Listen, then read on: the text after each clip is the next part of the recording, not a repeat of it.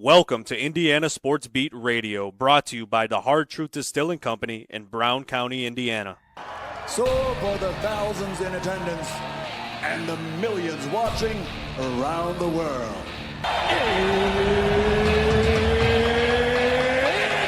Time! Three on the way. Oh! It went in! It went in! And Indiana wins the ball game! Know your role and shut your mouth, you jabroni! Float game for the win! Ayler's gone.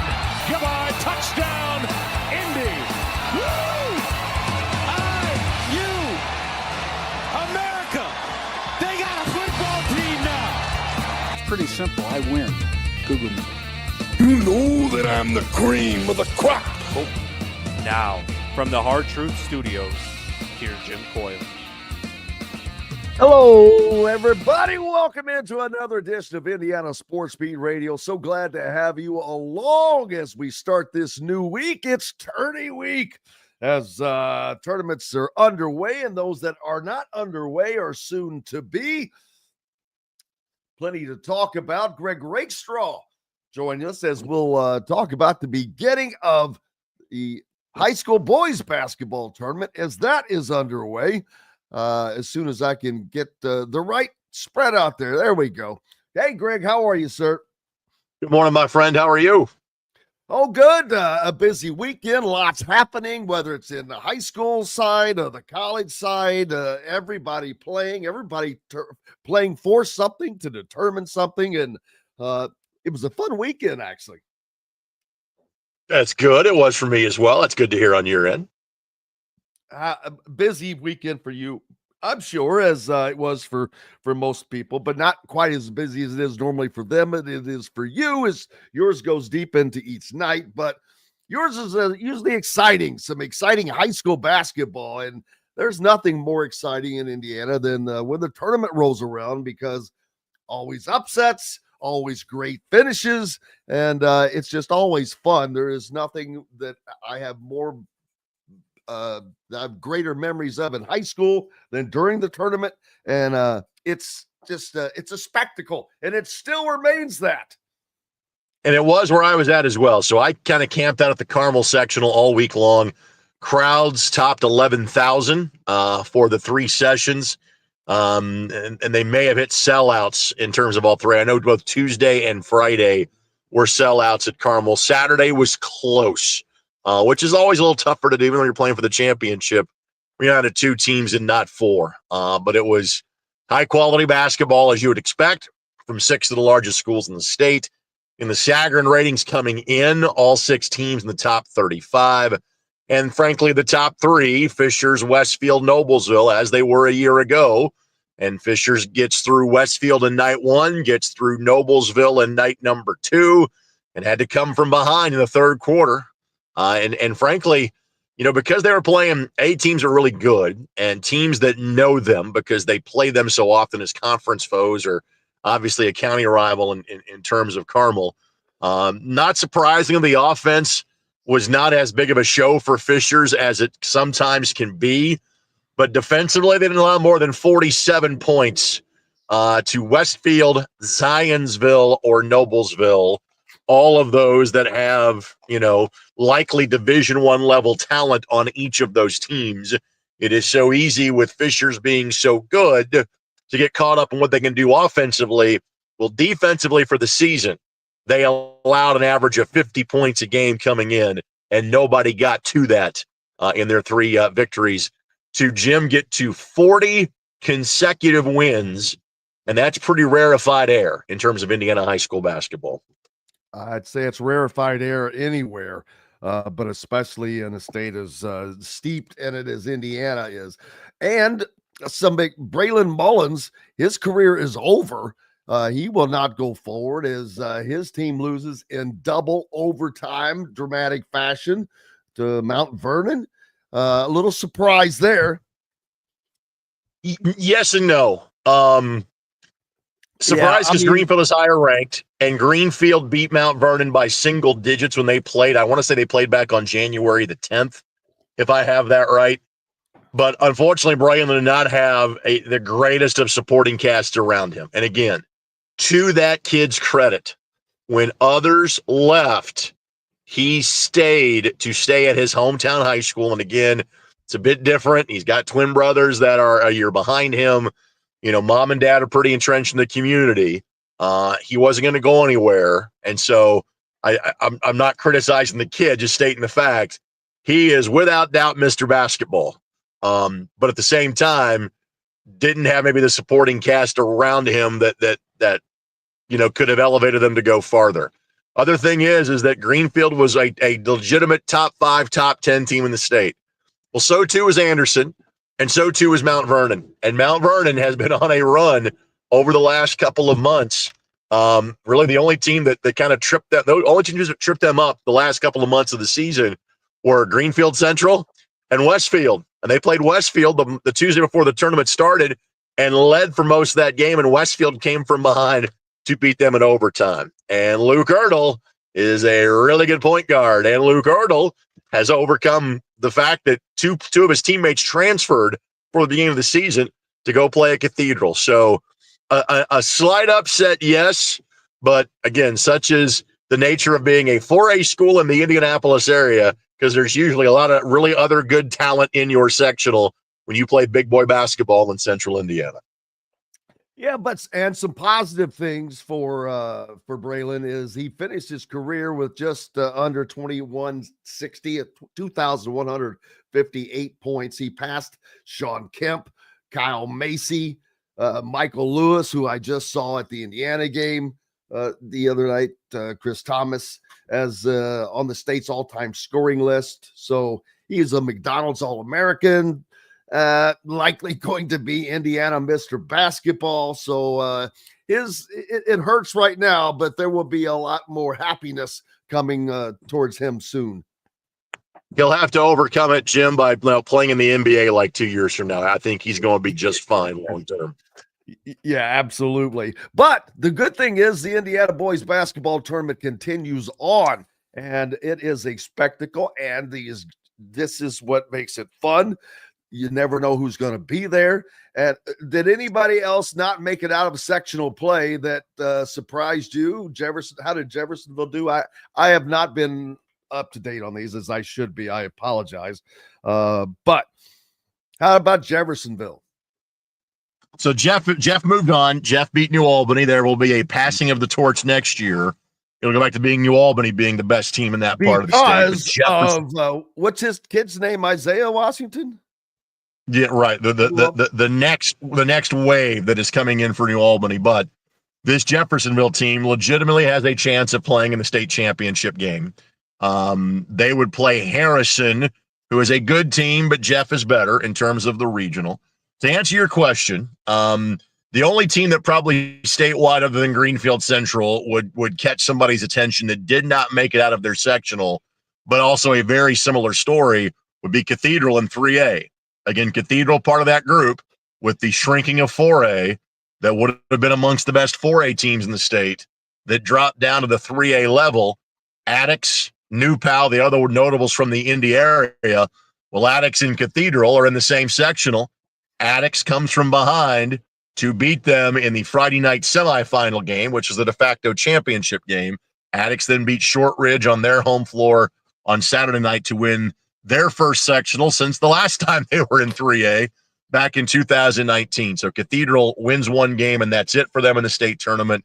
And again, 3A is going to be a gauntlet, and 3A is likely as good as it ever has been, because I can point to 5 or 6 teams and make a case for that team being a state championship team. My man, T-Ron, and I know it's Tyrone, but I like to say T-Ron. T-Ron let me know Jeffersonville 14-game winning streak as well. So good for them. Yeah, it's amazing how having your best player back can lead to a 14-game winning streak. And it's also amazing how playing a really rugged schedule, a predominantly Indianapolis area schedule for the first couple of months of the season makes you a better team over the course of the last 2 months of the season. So no, Jeff, because of what they brought back from last year, where they were a minute away from playing for a state championship last season, Again, we'll see what the semi-state draw looks like. But in the southern half of 4A, Lawrence North should make it through to the semi-state. Jeffersonville should make it through to the semi-state. And other than that, it's kind of a toss-up because of having some upsets. Brownsburg was under 500 and had the worst record in their sectional, and they won 3 times in 4 nights to be a sectional champ. Mount Vernon, really good team, but can they be beaten? Certainly. Terre Haute North, pretty good basketball team. They play Whiteland in terms of their regional. But it's LN who beat Jeff when they played on January the 4th. It's those 2 teams that likely the 4A South finalist would be one of those 2 teams. So now we have the regional weekend, baby. We've got Seymour, and I used to know all the locations because they didn't change. Not right. It was the same for so long. Now I'm like, I'm lost. Other than Seymour, because I know Seymour is going to be a sectional, regional, and semi-state site, which that didn't used to be the case. But it's pretty cool. It's a great location. But other than that location, yeah, I'm lost. All right, so there are 16 regional sites across the state. 4 teams go to a regional, but a couple of years ago it changed. It's no longer same 4 teams in each class and you're playing twice. It is now 1 game, 2 teams move on from each site. Then we have a draw show next Sunday to determine 4A North, 4A South, who's playing whom, where they are playing, etc. So Jeffersonville and Harrison will play at Southridge. That's pretty, nice and splits the 2 in terms of a neutral site. 2 of the 4A games. So Seymour is not an automatic. Yes, they are. But that is not where 4A feeds into. They try to pick a regional site that is most convenient to the schools, and hence that way it can also, draw more tickets, draw more fans, make it nice and convenient for them. So Jeffersonville and Evansville Harrison will play at Southridge. The 2 4A Indianapolis area games will play at Southport. And I think most years that will hold true because, again, the longest drive any of those schools would have to get to Southport is about 20 or 25 minutes. You get some ones that are a little bit out of the way for both, and it's just kind of the nature of the format of how they do it. For example, Terre Haute North and Whiteland will go to the Hatchet House and play at Washington. So this format isn't perfect, but what the idea is here, if it's just going to be 1 game, try to get the schools as close to this site as they possibly can, but yet have the sites predetermined so they can prepare, budget, and staff and be ready to go once they're assigned teams on Saturday night. It's fun regardless. Either way, it's always, where will you be this weekend? So I will be at Southport, which is kind of the standard. Let me guess. You're going to be in 3 different places at the same time. I'm actually not. I'm going to be at Southport. I get a 1:00 game and a 4:00 game. So I get Brownsburg and Mount Vernon, and I gave you the Brownsburg and Mount Vernon stories. The other half of the backstory is that Steve Lynch, who was the head coach at Brownsburg before he was at Brownsburg, was the head coach at Mount Vernon. And so there's that element to it.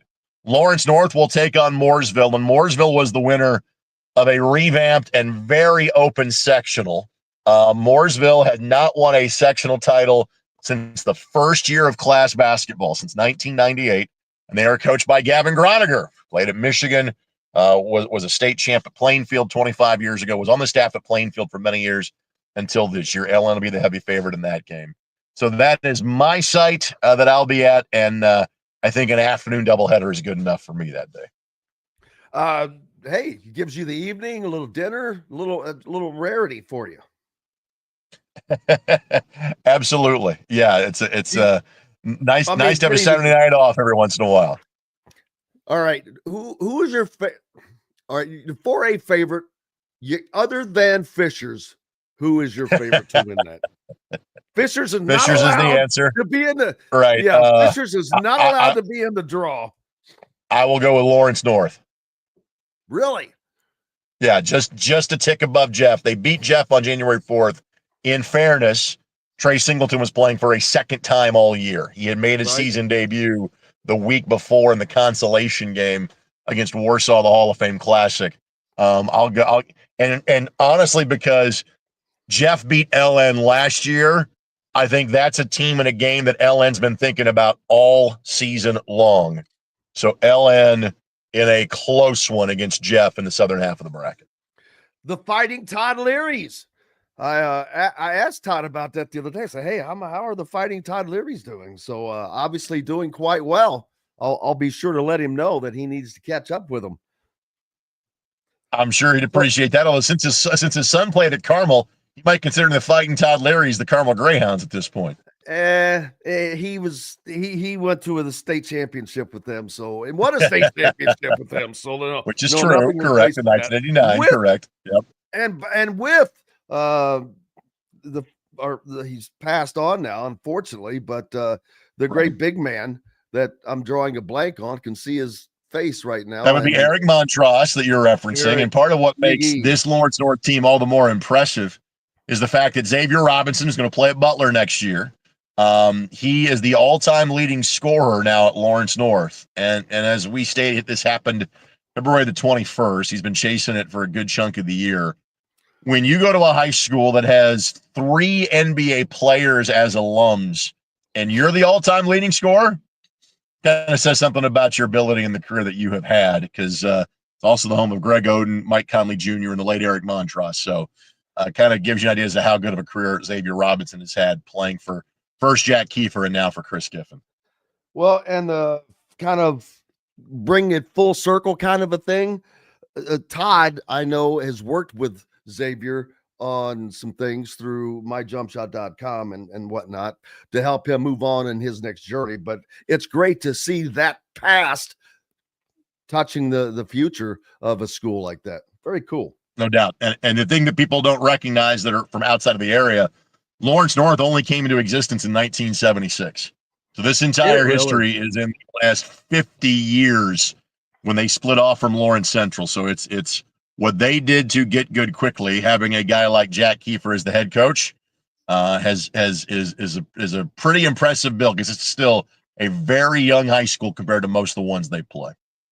Yeah, it's like back in the day when Floyd first came into existence in 67 and go to the Final Four in 71. I'm sure New Albany I'm sure New Albany did not like that, nor Providence, because some of those players were on that team that they would have had.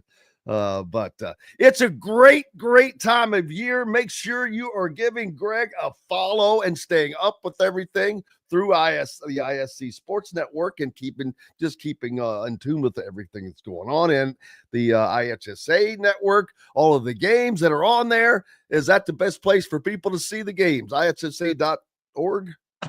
Excuse me. So once we get to the postseason, all games are exclusive to IHSAATV.org. Regional and the sectional before it are both free. Semi-state next week is pay-per-view, but it's a tremendous deal. $20 to get you access to all 24 games. You can bop around from game to game and watch them in that fashion. Again, for those that are listening in Central Indiana, we are on television this weekend. So we are on My Indy TV at 1 and 4 o'clock as well. There you go, peeps.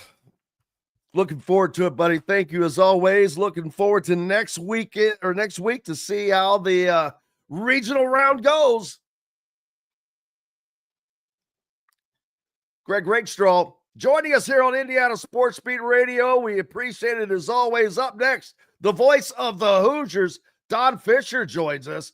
Stay tuned. We're back with that right after this quick break. At Ben Davis Chevrolet and Ben Davis Ford in Auburn, we're your one-stop shop for all of your automotive needs. We have the area's best selection of over 300 vehicles, including new cars, trucks, vans, and SUVs. Plus a huge selection of pre-owned vehicles in stock. And if we don't have what you're looking for, we'll find it for you. We also have top-of-the-line service and parts, plus a collision repair center, and we're competitively priced on everything. For sales, service, collision, parts, and more, we do it all. Come see us today or visit us online at BenDavisChevrolet.com and BenDavisFord.com. Whether it's a night out with the family, after work with colleagues, or catching the game with friends, Bubba's 33 is the place for you. Bubba's 33 offers a mouth-watering menu of selections that are all made from scratch every day. The portions are big, but the prices are small. And with over 50 big screen TVs, you'll never miss the big game. Bubba's 33, pizza, burgers, beer. If you're looking for a new home in the Indianapolis area, you need Cheryl Sizemore from Brick and Ivy Realty. Cheryl Sizemore has over 2 decades of experience, and that could be the difference in getting the home you want in today's tough housing market. Reach out to Cheryl at CherylSizemoreSells@gmail.com or 317-701-0838. That's 317-701-0838. Let Cheryl Sizemore sell or find your new home today. Located on 325 acres in beautiful Brown County, Indiana, Hard Truth Distilling Company is the biggest and the best craft distillery around. While Hard Truth is already known for producing internationally awarded whiskeys and spirits like Hard Truth's sour mash bourbons, sweet mash, and hard road ryes, as well as their cinnamon vodka and the always popular toasted coconut rum. Hard Truth Distillery offers so much more. With a full-service restaurant, ATV, and distillery tours, as well as live music, you can spend an entire day at Hard Truth Distillery while making your entire family or group happy. And that's the Hard Truth. Hard Truth products are available across Indiana, as well as many other states. So no matter where you shop, if they don't carry your favorite Hard Truth product, tell them you want the truth, the Hard Truth. Hard Truth Distilling Company encourages you to enjoy all of their products responsibly and to never drink and drive. Welcome back to the Hard Truth Distilling Company studios on this Monday. Getting your week started, and no better way to do that than with the voice of the Hoosiers, Don Fischer, as the Indiana Hoosiers coming off of maybe the biggest win of the season, knocking off Ohio State at home, Don, to pretty much secure, and I say that slowly to put a little looseness on that, to secure a spot in the NCAA tournament. As I'm looking at it right now, Lenardi has them as one of his last 4 buys. Not sure where our friend Mike DeCourcy has them, but the fact that they are in the last 4 buys puts them, and they're at the bottom of that, but that puts them 4 slots ahead of the last 4 in, which means 4 teams would have to pass them to get in. So I think they're in regardless. They're going to play their first game in the Big Ten tournament. We'll get to that in a second. But going back to the weekend, Indiana did what they've done for the last 8 games at home, Don. I don't know if you know this, but Indiana did not hold a lead at home at the half in any of their last 8 home games. They split 4 of them. Yeah. The other 4, though, were games that they could have won. UCLA, Michigan, Maryland, and I'm trying to think who the other game was, but they could have won all 8 of those games. So it shows you how close they were to not being in this situation. But they're in it, but it looks like they've escaped. Boom. But a huge win Saturday over Ohio State, in which they were trailing at the half again, but come out, and they have been a second half team, and they did it again this past weekend. Well, I think, and let's give credit to Trey Galloway for allowing this to happen, because he put the dagger into Ohio State with that shot from about 28, 30 feet, whatever it was. When he thought the shot clock had been misused and didn't understand the rule, nor did the team understand the rule, basically, nor did I understand the rule, because I was stunned that, number one, that the shot clock had already been running at this point, when he was getting ready to, and he was looking at the official like, you got to change the clock, you got to call timeout here. And the official said, play on. So, the fact that he had the gumption to throw up that shot because the clock was running down. I still think there were like 3 or 4 seconds left on the clock when he shot it. But at the same time, somebody had to get a shot off, and he was able to do that and hit it. Just phenomenal. And nobody I'm happier for than Trey Galloway in this scenario, because the heart and soul of this basketball team, in my opinion, has been through Trey Galloway most of this season. along with Anthony Leal and Luke Goody, because again, and I said this last week, I think on your show, maybe I didn't. I can't remember if I talked about it when I was half asleep in Eugene, Oregon, and also fighting a cold at that point, which destroyed my voice for the Tuesday night ball game. But the fact of the matter is that kid has given everything that he has to this Indiana basketball program, stayed around an extra year to help do that. And for him to come out on top in that scenario, to me, is just huge. No question about it. Oh, absolutely. And just to give you an understanding of what Don is talking about, he led Indiana in scoring, well, along with Malik Renew at 16 points, but it was his good shooting. He was 6 of 15 overall. He was 3 of 7 behind the 3-point line, which meant the rest of the team was 2 of 13. So he led them in that regard. He also had 6 assists on the day in 31 minutes. Indiana only had 11 assists in the ball game, and he had 6 of them. You know, yeah. So he was definitely the head of the snake that day, and it could. You know, I agree with you, and I think I said something, sent it out the other day, though, which it could not be more fitting because he has really taken the team on his shoulders.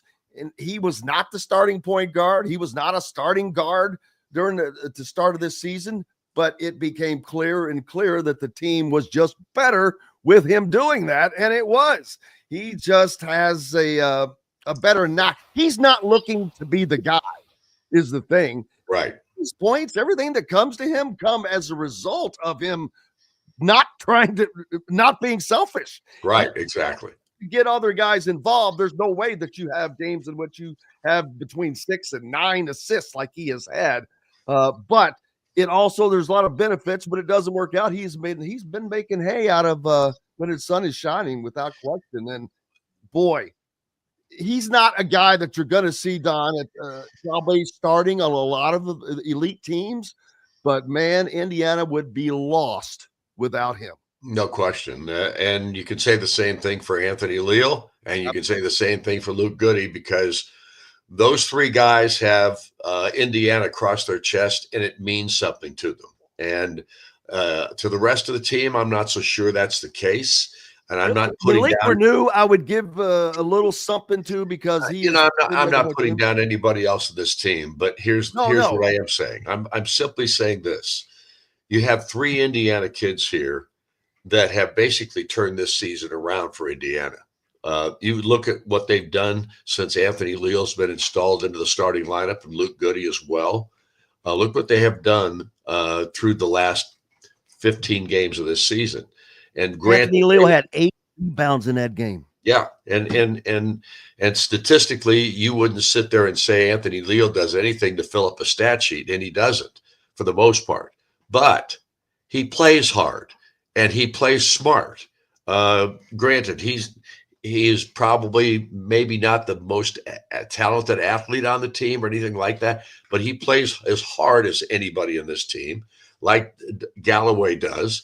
And Luke Goody's the same kind of guy. I mean, he's smart. He knows he's an execution guy. He does the right things. He doesn't make too many mistakes out there. Maybe not the greatest defender in the world, but he works at it. He busts his tail out there. And we have been talking about that aspect of things a great portion of this season, where it wasn't working, when it wasn't working like it should have been. With those 3 guys in the starting lineup, the pride that they have in wearing Indiana across their chest, to me, has made all the difference in the world to why this team has gotten successful here at the end of the season. Without there's no doubt about that. And you mentioned Anthony Leal, and I pointed out, got 8 rebounds. 8 rebounds. His scoring, I always notice, and I'm always wanting to point out, I'm like, how the hell? He's always scoring under the basket.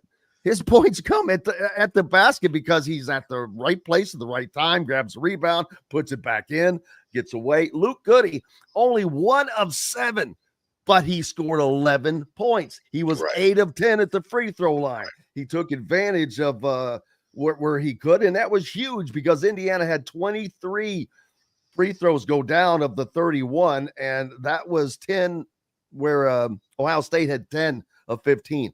That's a huge place, then you've got to do that. And they got it done in the different places. Now they'll move on to the Big Ten tournament and play a foe that they know well. Oregon, they just played them, but they'll get them on a neutral court this time. And this could be different for Indiana. The draw they have, there is nothing to say that Indiana they may be out in the first game, but they may win 2 games because of the way they match up. And it's not that they're, playing so great. It's just they match up well with these teams. And the Big Ten is a league of matchups. Well, the one thing about Oregon is they found ways to win 7 in a row. And they did the same thing yesterday when they beat Washington, because I watched that game yesterday. I just wanted to see how Oregon played in that matchup. They played at Washington, a team that has dominated them in their all-time series. I think they've got almost 80 wins to Oregon's 20-something, believe it or not, in that series over the years. There's no question in my mind that Oregon is one of the better coach teams in this league. I don't think their talent, that talent area on their team is not wowing you, but they play well together and they do all the right things. The Biddle kid had a tremendous game yesterday. He had 36 of their points in that contest against Washington. He was terrific. He gives everybody trouble because he's one of those guys that does a little bit of everything for his ball club. And he's a stretch guy because he's 7 foot, can go out on the perimeter and knock down threes. So you've got to guard him out there. And that makes it tough on most teams, Indiana included, because Indiana's bigs are not the most quick athletic guys either. So when you talk about that is going to give Indiana problems tomorrow or Thursday, I'm sorry. I don't think there's any question about that, but I give Indiana credit because they hung in there at Oregon and had a chance. The foul discrepancy in that game, I think the complaining by the head coach was justified because, 21-7. That's too much. There's no way. Way too much. And you could see on several of the calls that were made, you're sitting there shaking your head. What was that? I mean, you saw. Well, there's no way all of a sudden you have a game. You're like, okay, there's not anything close to this all season, and all of a sudden there's this disparity. You're like, no, I'm not buying it. So yeah, I agree with you. And the neutral, and it's not really a neutral court since it's going to be in Indianapolis. So Indiana may have a little bit of an advantage there. We'll see. I'm not doubting Indiana's ability to knock off Oregon. I think they could very well do that. I think Oregon's a good ball club, but they are certainly beatable. The difference will be how they finish the game, and that's been one of Oregon's strengths this year. In tight ball games, they've been able to win most of them. Indiana, on the other hand, has been kind of splitting those kinds of scenarios when they've had opportunities here late in the season.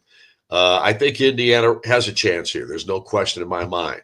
I'm not as confident as you in regard to them making the NCAA tournament, especially if they lose this game to Oregon. I still think there's a chance that they could get knocked out because of, bubble scenarios, because of other teams that, might have popped in there because of Indiana's loss. Fed Steelers, Exactly. High Point. I saw yesterday, I'm like, oh man, High Point never even made the tournament, and I forget who they knocked off, but they beat the conference champion. So, and I was thinking that very thing, Don, but I think that they're in just because of where they are. But hey, we've got to let this week go by without question.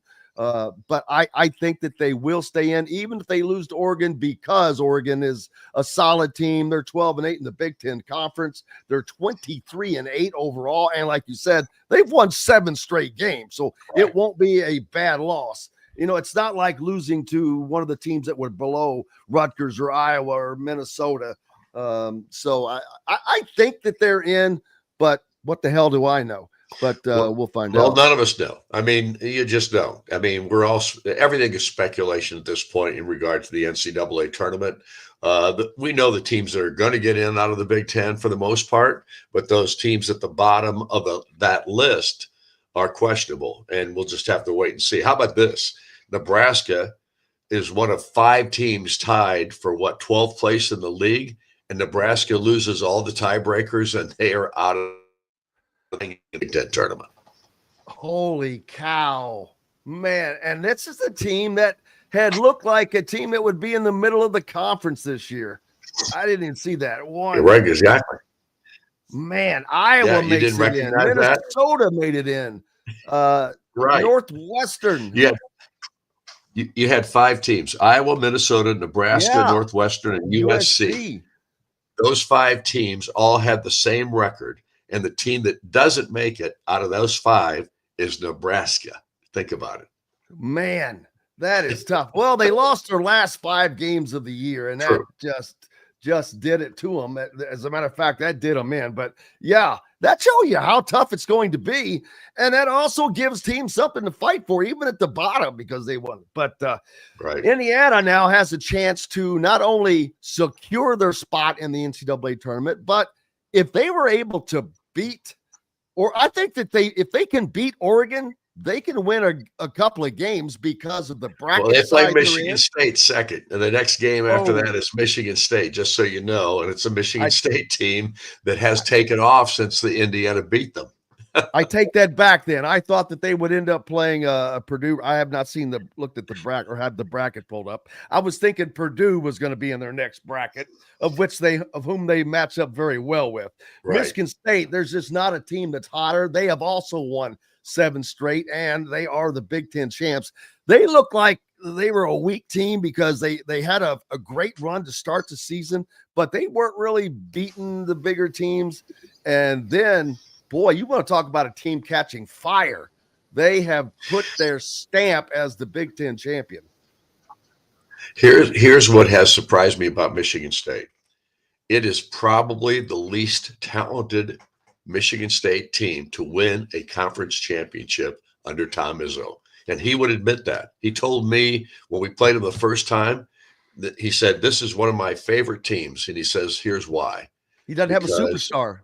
He says, I've got a team that plays like a team, and they play hard and they bust their butt, and they're not as talented. He says it's probably one of my 5 or 6 least talented teams that I've had here at Michigan State.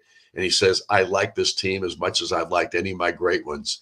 He says, because they play together, they're unselfish, and they bust their butt all the time. They don't have really a true, really good inside big man. They've got okay guys. I mean, they don't have a great athlete inside on the inside at all in comparison with what they've had in the past. And yet these guys get it done. And it's not because they wow you with anything. Like there's not one thing that they're great at other than just playing their butts off. And Tom Izzo loves this ball club, and there's good reason why. They've proven it winning a Big Ten championship. Absolutely. And they are a potential number 1 seed, depending on how much they can gain this week.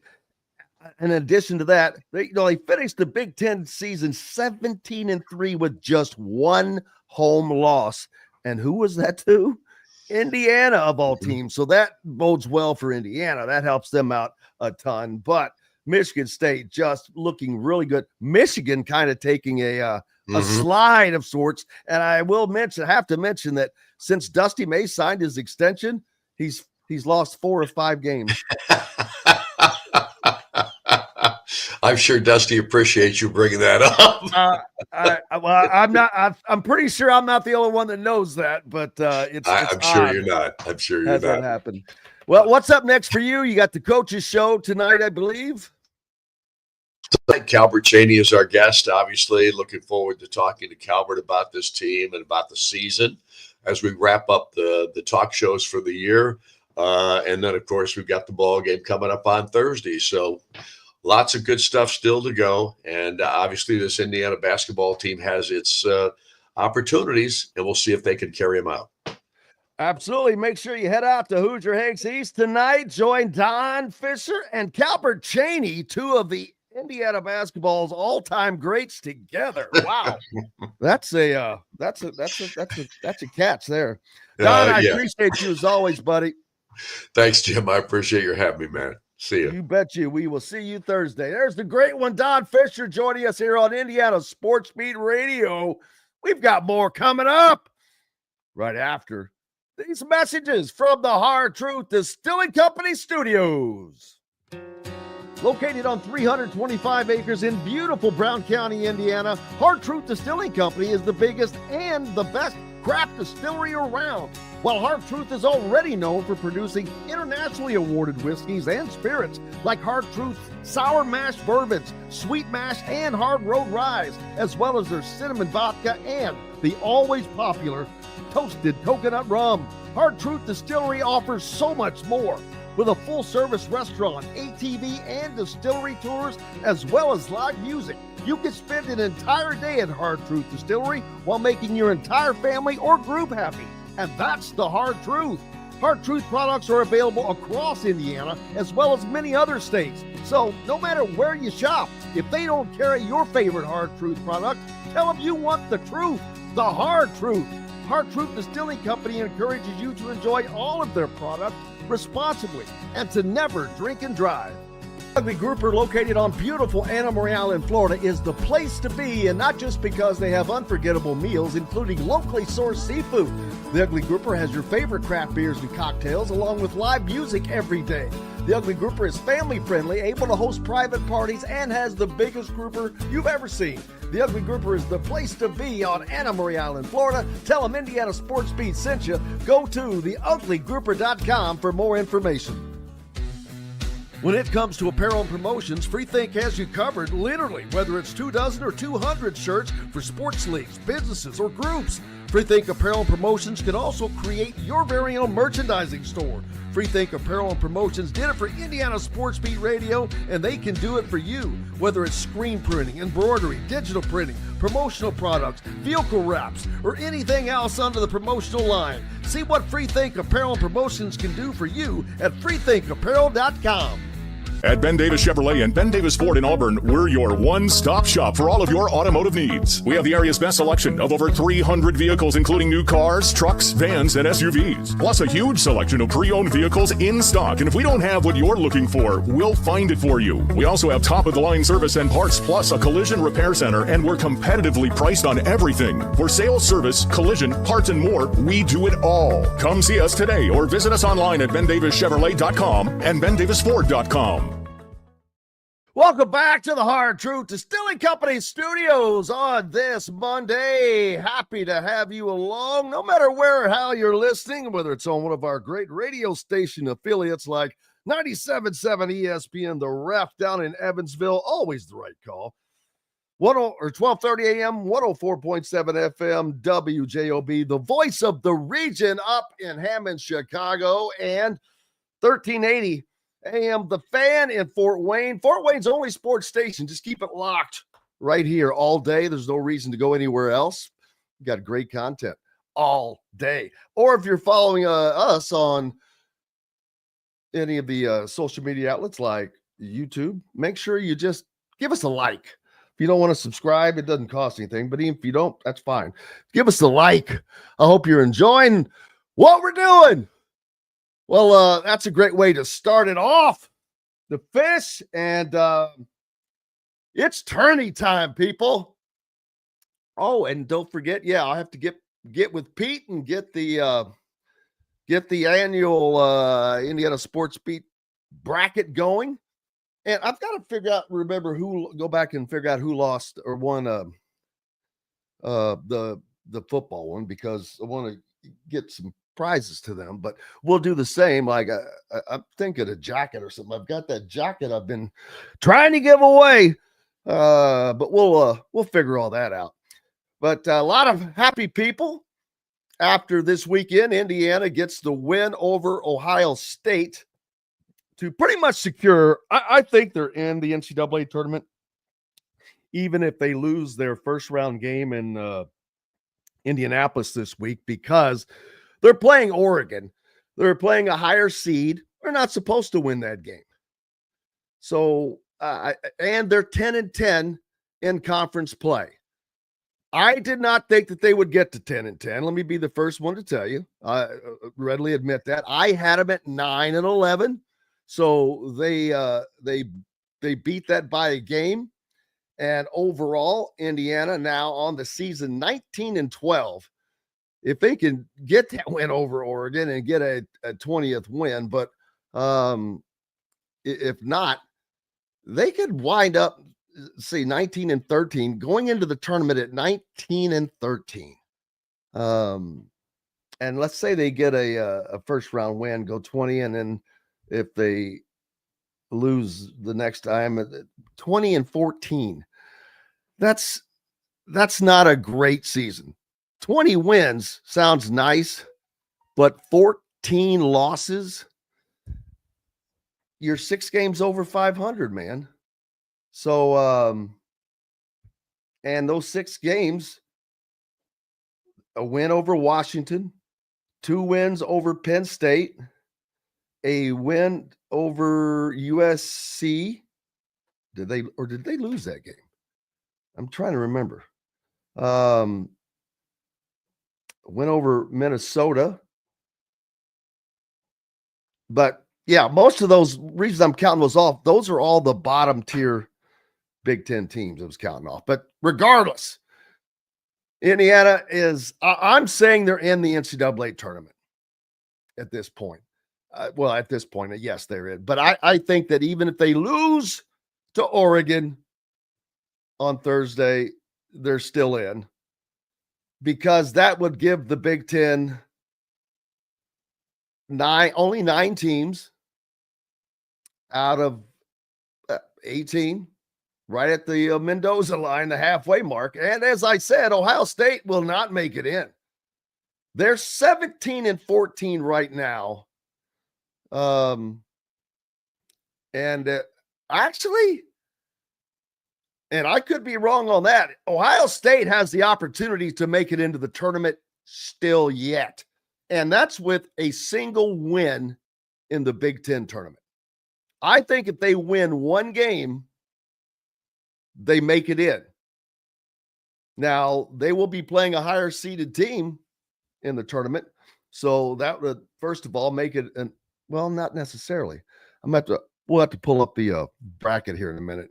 But right now, Ohio State is the second of the last 4 in. They are ahead of Oklahoma, ahead of Xavier. First 4 out teams, Boise State, North Carolina, Texas, Colorado State, Nebraska, next 4 out, Wake Forest, Cincinnati, and Dayton. So the fact that Nebraska does not even make the Big Ten tournament over that tiebreaker, oh boy. And they lost at Ohio State last week in double overtime by 2 points. That's the game that kept them out of the Big Ten tournament and ultimately will keep them out of the NCAA tournament.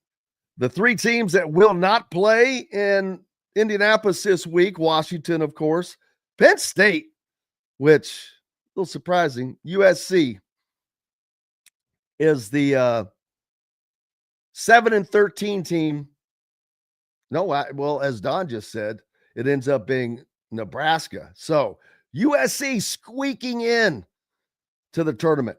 Northwestern squeaking into the tournament at 7-13 in conference play. Minnesota getting in at 7-13. And Fran McCaffrey, the Fighting Frans. Is this the last time we'll see the FranCon face? We'll have to find out. But he'll be in Indianapolis, and we'll get to see all of that. So, and we'll be coming to you from Indianapolis beginning this week. I'm not sure if we'll go up Wednesday or not. We'll have to check the practice schedule and all of that. But most likely Thursday, and if Indiana continues to win on Friday as well. Yep, Leo has been doing due when Fischer speaks. Listen, well, that's good. Ed says that you can see Luke Goody being vocal in huddles. Luke Goody is without question become a leader on that team, but he's become a senior. He is just like Anthony Leal and Trey Galloway. He's been accepted as someone as if he has been here the whole time. Fred asking, why no senior day live speeches this year? Well, I cannot answer that with anything definitive. It recorded is easier because you can't screw it up. I'll say that. And I did not really expect Mike Whitson to say a lot, but it is also cool. They could do more with videos. They did have Anthony Leal speak as a representative of the senior group, but yeah, it went away from tradition, and that I don't understand. Maybe they had a lot of seniors. Maybe that was part of it. Maybe to guarantee a concise time. I don't know, but there were a lot of them. What was there? 7? 7 of the guys that are potentially going away. Luke Goody, not sure if he'll be back or not. There is the possibility that he makes it back if he is granted that extra year. And that would be huge for Indiana to have him in your hip pocket next season, because I do not see him going anywhere if he is granted that extra year. And what coach would not want a guy like that? Yeah, you'd be pretty dumb. So you'd have him in the fold. You'll also have Trent Sisley as a recruit and the Lithuanian Zerno. So there's 3 spots on the roster that you're not going to have to worry about, because they are going to have to worry about roster spots. There's no doubt that there is going to be a huge roster turnover. Obviously, Bryson Tucker will be gone, as he has apparently shut down himself from playing the rest of the season after, I guess, being shut down for whatever reason by Mike Whitson. We'll have to wait and see. But that's going to wrap it up for this hour. We have more coming up. Dustin Dopirak will join us. You heard Don talk about Calbert Cheney joining him on the radio show tonight out at Hoosier Hanks East. So why don't you head out there? It'd be a good time to go out. Maybe I'll try to go out there. We're back with more from the Hard Truth Distilling Company studios, located on 325 acres in beautiful Brown County, Indiana. Hard Truth Distilling Company is the biggest and the best craft distillery around. While Hard Truth is already known for producing internationally awarded whiskeys and spirits like Hard Truth's sour mash bourbons, sweet mash, and hard road ryes, as well as their cinnamon vodka and the always popular toasted coconut rum. Hard Truth Distillery offers so much more.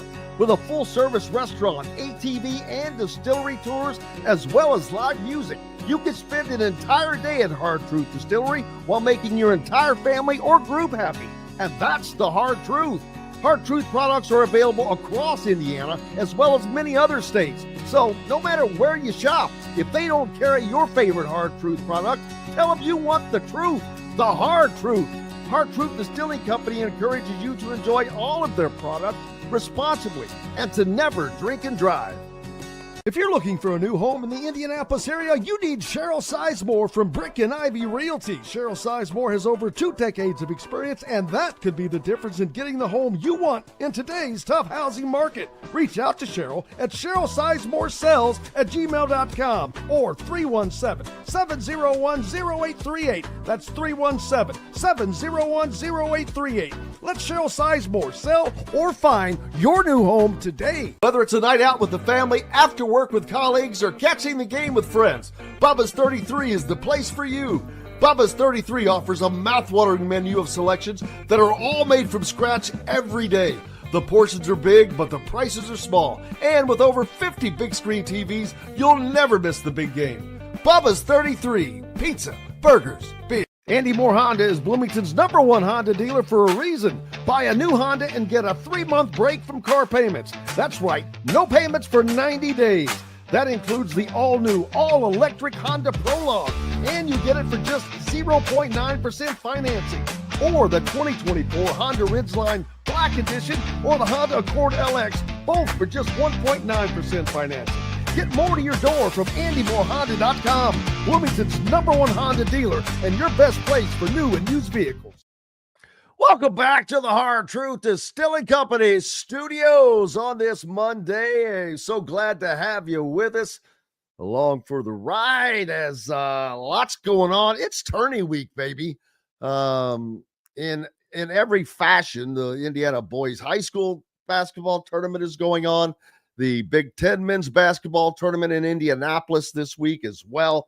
So, and then the NCAA tournament follows that. But lots to happen. We've already had conference tournaments going on, and talk about bid stealers, man. High Point, forget who they beat, but that is a worry. Not for Indiana at the moment, but teams like I just mentioned, Ohio State, how they could still try to fight their way in.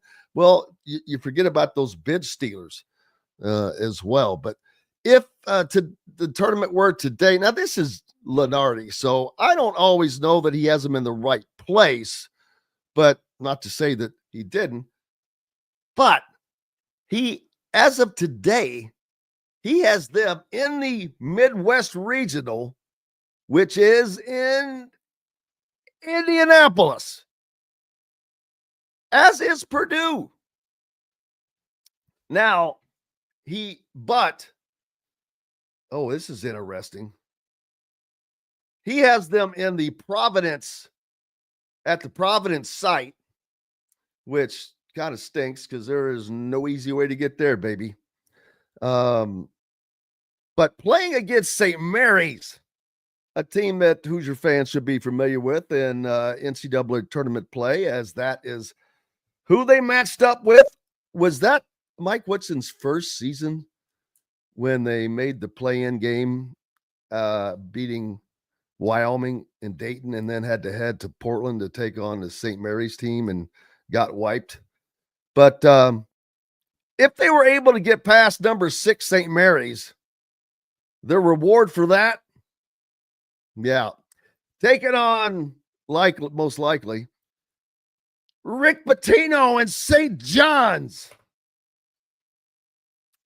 Man. Yeah, that would not, I don't think that would be good for Indiana, because they would just run Indiana to death. But we'll see. Right now, the conference breakdown is the SEC with 13 and the Big Ten with 10.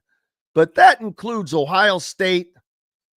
And boy, I still think that they have a tough way to go, because if they lose their first round game, does that knock them out? Or bid stealers? Does it just take 2 bid stealers to knock them out?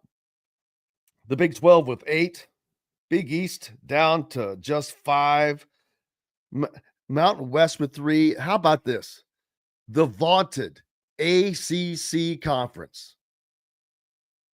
3 teams expected to make it into the Big Ten tournament.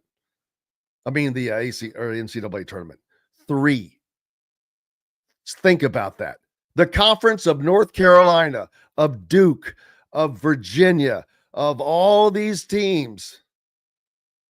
3 teams out of the ACC. And I'm going to assume, is Clemson that 3rd team?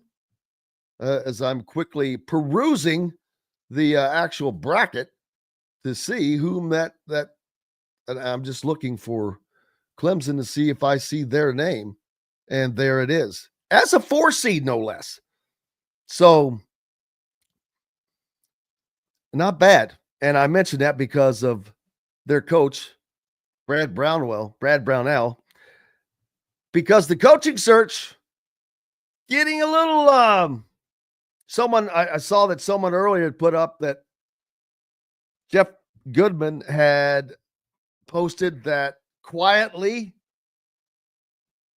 Scott Drew and TJ Otzelberger were no longer, I guess they maybe took their name out. I'm not sure. If that is the case,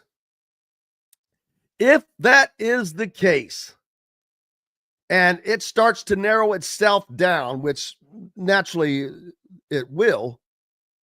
But you just took two of the major names out. If that is in fact the case, well, that leaves us with, of the names that we're thinking of, Ben McCollum, Mick Cronin, Greg McDermott, and I'm just quickly thinking off the top of my head. And instead of off the top of my head, a much better head to think off of would be one of Dustin Dopirak, and we can do that very much easier. Dustin, how are you today, sir? Doing well today, Jim. How about yourself? Oh, I can't complain. I'm just sitting here running through potential names. Jeff Goodman reported that quietly Scott Drew and daggone it, TJ Otzelberger. I saw the tweet. Otzelberger. Yeah. So it's kind of taking care of itself as far as names. And now Ben McCollum, Mick Cronin, Greg McDermott are the three probably biggest names that will be on this. But I don't know that Scott's not looking at someone else or talking to someone else. But those three names are kind of coming up. And I watched Drake yesterday. Drake, they won the was it the OVC? The MVC.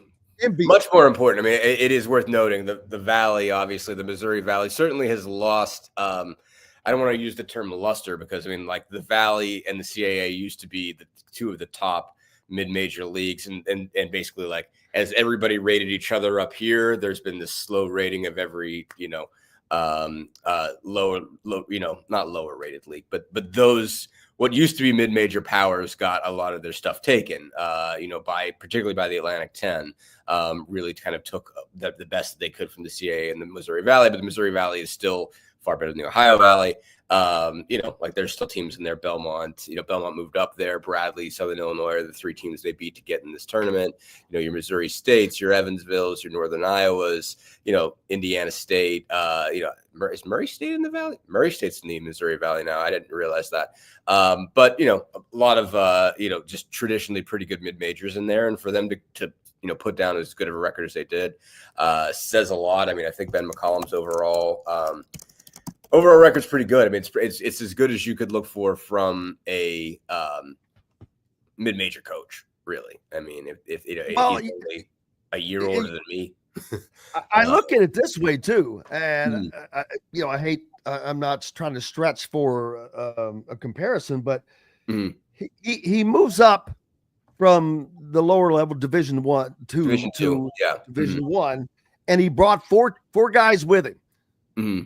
Kind of reminds me of a coach recently named coach at Indiana in football that brought a bunch of guys with him from the lower depths, and it translated very, very well. His guys translated well. The guy who he has one of his players who was only second all whatever they played in last year was the MVP of the MVC this year. So that's, or the OVC. I don't know, whichever one. The MVC. It's the MVC. Important. WMVC. Little Howard Schneller or Howard Stern there. But it's very Signetti-esque because he was able to winning translates. I keep saying winning translates, and he brought up the guys, and these guys more than competed.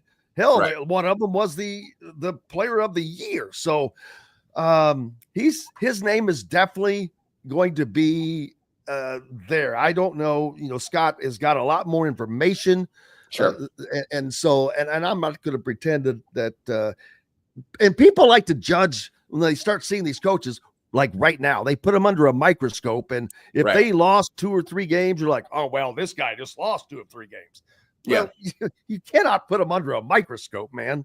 Well, I mean, you do. It's just a question of of presuming one game is everything, and obviously, again, that's sort of how college basketball works. You don't have 7-game playoff series, and a lot of times the difference between whether you're an Elite Eight team or a Final Four team or losing the round of one team it's one game. That's it. But I mean, I think what you're looking for, there is something to be said for.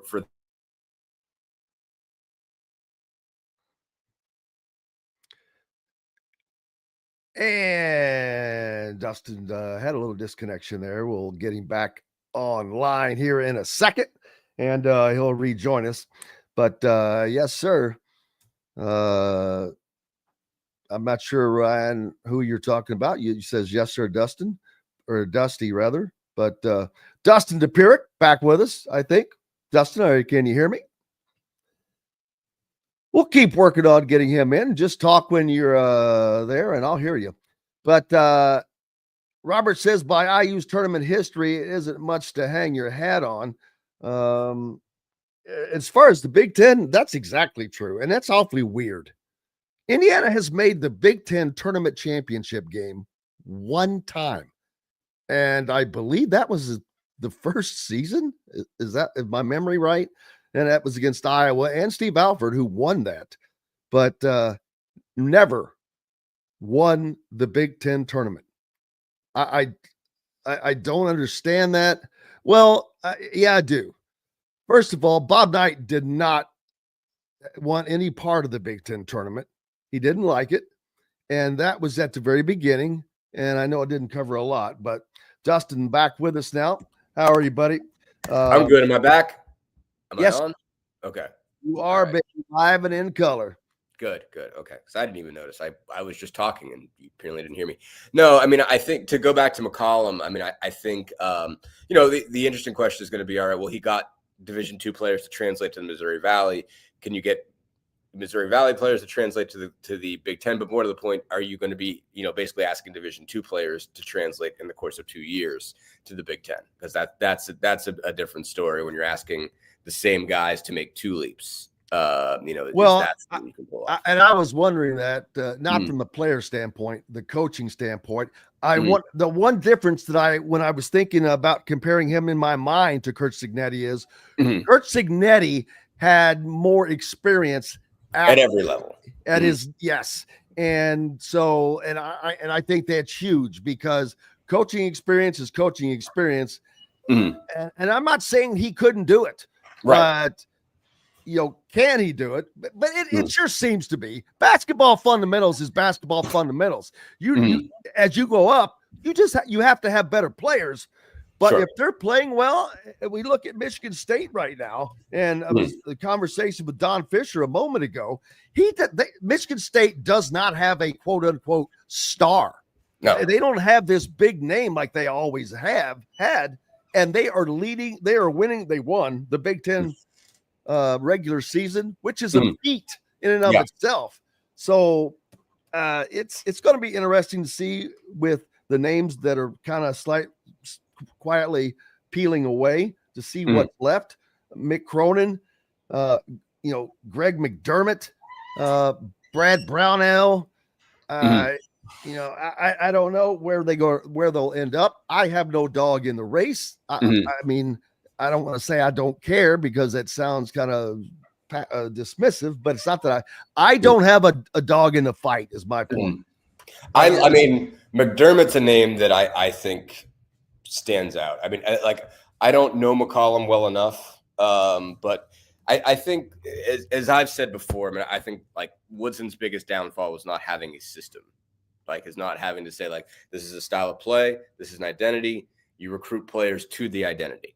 And say, okay, these are rules, these are the jobs within this identity, within this style of play, and you recruit towards those, and you look at filling that, and not only that, you would adhere that to your natural resources a little bit. That doesn't mean you make every line in every basically base your style of play on the guys that you get, but you base on the style of play on the guys that you can get.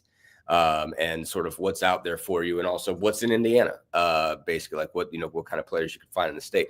And I think McDermott fits that. McDermott's been able to produce a style of play at Creighton. He's obviously been able to recruit a lot of shooters over there, basically, and basically play a pretty wide open system. But get a bunch of guys that could shoot threes. Obviously, it helped that his son could shoot threes really, really, really well. So, like, I mean, he's a guy that has been consistent over there in Creighton. I think his style of play would really fit. I think out of everybody available, I think he's the surest bet. Honestly, the last time this job was available, that was a name that I talked to somebody basically connected to someone else that would have been, I think, at best a fringe candidate.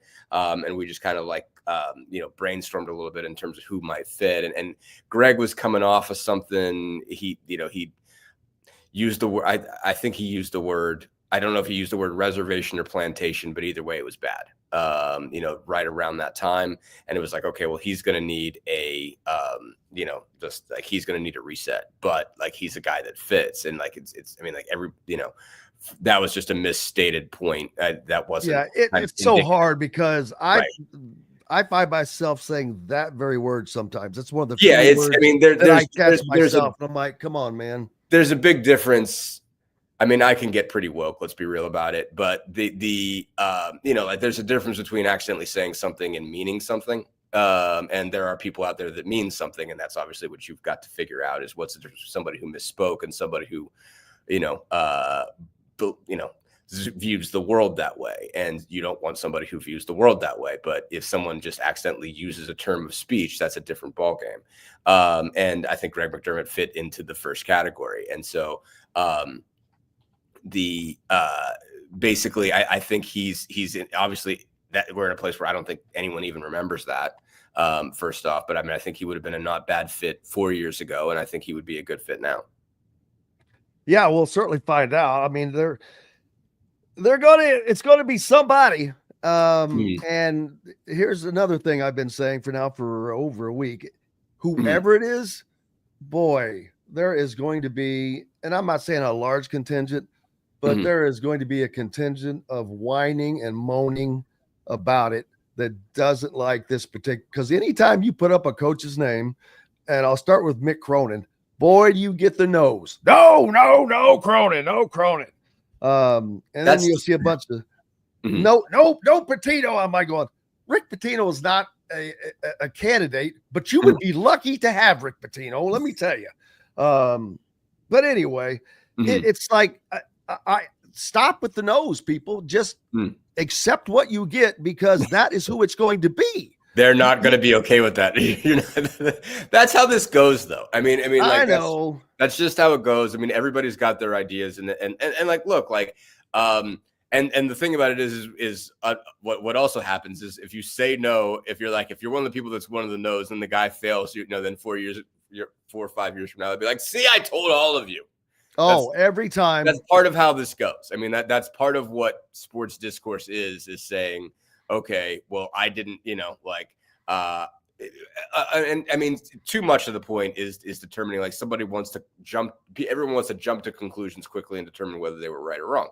And it takes 4 or 5 years in a lot of cases, especially when it comes to college basketball coaches, to determine who was right or wrong. But you find out. And then, I mean, you do get to say no. You do get to, if you're opposed to it, you get to, mouth off on here and say, look, I'm telling you, this guy's never going to make it. He doesn't understand this. He doesn't understand that. But, I mean, really more to the point is if you're Scott Dolson, you can't be, affected by that. You have to know that whoever you hire, somebody's not going to like. Someone's going to tell you missed, that kind of thing. Even if you, even if you pull an absolute rabbit out of the hat, someone's going to say it's not good enough. And you got to trust what you're looking for. And again, at the end of the day, I mean, I think the biggest thing they need is just to say, okay, like, it's not just a person, it's a system. It's getting somebody and looking at it and saying, does this approach work? Is there a fully thought out approach and does it work? Yeah, two things. Russell says, afraid of McCollum. He has never dealt with NIL. They will need to get somebody to help him on that. Well, first of all, coaches are not writing these checks, people. Coaches are not determining the value of these players. And with the revenue share coming, that is already going to be kind of predetermined. Different from NIL, I get it. But the coaches don't have a lot to do with NIL. They are not determining the value. But I think to Russell's point, I think to Russell's point is that he hasn't had to coach NIL paid players. And that, I think, is an important piece to it. It's just, again, like, obviously, again, at the NBA, it's a totally different story. And you're talking to your general manager, you're talking to your president of basketball ops about who you're paying, who you're not paying. And there's a plan in place. And it's looking at it and saying, okay, like, you do have to consider who you're investing in when you're deciding your lineup decisions. Because it's just like, all right, well, you know, like, we've got $10 million a year invested in this guy. We got a draft pick invested in this guy. Like, you know, like, we might lose him, that sort of thing. Like, you have to consider all these things. And it's like, okay, well, this is the guy we've built the future around. This is a guy we've only got under contract for $2 million for the rest of the year. And you make those choices. And sometimes you end up going with the guy that you're paying less.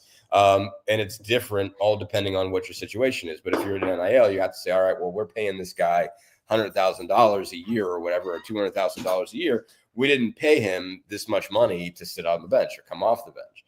And, you know, or only play 10 minutes a game. You know, like, this guy's making this much money. A, you know, we shouldn't waste that investment. B, he's going to be upset, and we run the risk of, you know, losing him next year. So those are things like, let's see, Kanan Carlisle or someone like that. Yeah, no, exactly. And you have to. I think that, and sometimes you do have to come to the point to say, all right, like, this is dead money. You know, this is dead money. We spent this. This guy doesn't fit. He doesn't work. And you have to be able to know when that is. But it's part of all of it. And so, you know, like, it is a tough thing to balance. And whether, I mean, again, you might end up playing your guys that you like, but you have to figure out how to do that. Or if you're in a situation where, all right, like, I have two guys that I think are equal, one of which I'm paying $70,000. I don't know. I mean, I'm undershooting the numbers. I'm sure $100,000 a year, and the other guy's making $200,000. And so it's like, okay, how do I balance that? Well, I think like, ultimately it's just there is something to be done with managing the egos, managing the personalities, managing the fact that, like, this is all new for these kids too. You know, like, they have to figure out what they're supposed to do with that, how they're supposed to view themselves, because, you know, they have to view themselves as an asset now.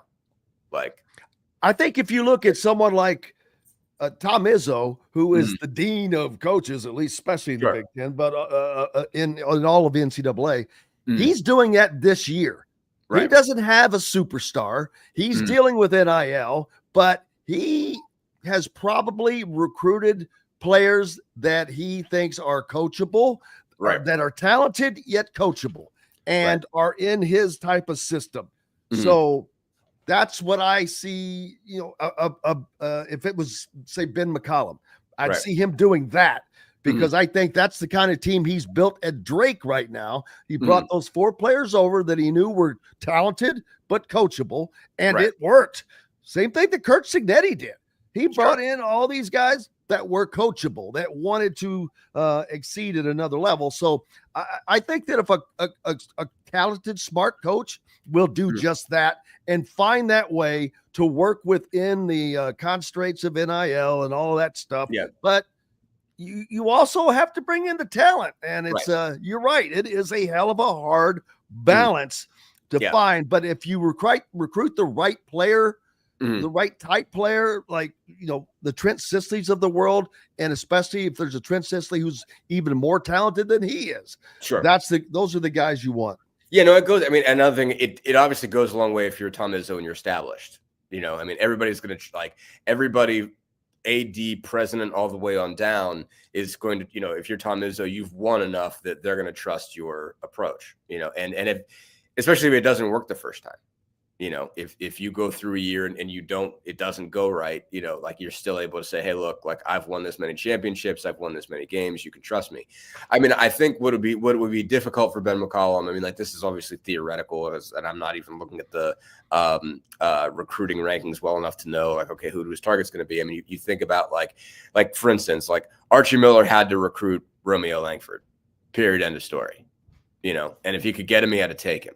And so, like, he had to recruit him hard. What's that? Yeah. Spin that forward. You know, imagine Romeo Langford up for NIL. How much money would Romeo Langford have had to get?